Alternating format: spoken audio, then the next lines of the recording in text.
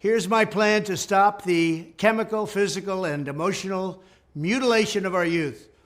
On day one, I will revoke Joe Biden's cruel policies on so-called gender-affirming care. Ridiculous. A process that includes giving kids puberty blockers, mutating their physical appearance, and ultimately performing surgery on minor children. Can you believe this? I will sign a new executive order instructing every federal agency to cease all programs that promote the concept of sex and gender transition at any age.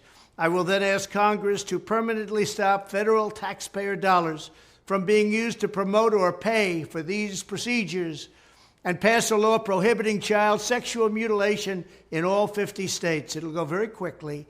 I will declare that any hospital or healthcare provider that participates in the chemical or physical mutilation of minor youth will no longer meet federal health and safety standards for Medicaid and Medicare and will be terminated from the program immediately. Furthermore, I will support the creation of a private right of action for victims to sue doctors who have unforgivably performed these procedures on minor children. The Department of Justice will investigate Big Pharma and the big hospital networks to determine whether they have deliberately covered up horrific long-term side effects of sex transitions in order to get rich at the expense of vulnerable patients, in this case, very vulnerable.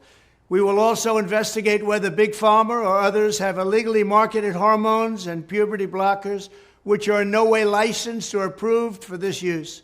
My Department of Education will inform states and school districts that if any teacher or school official suggests to a child that they could be trapped in the wrong body, they will be faced with severe consequences, including potential civil rights violations for sex discrimination and the elimination of federal funding.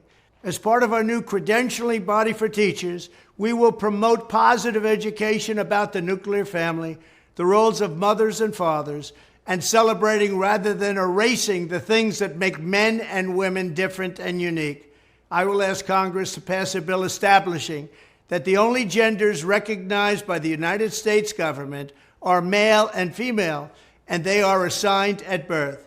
The bill will also make clear that Title IX prohibits men from participating in women's sports, and we will protect the rights of parents from being forced to allow their minor child to assume a gender which is new and an identity without the parent's consent. The identity will not be new, and it will not be without parental consent.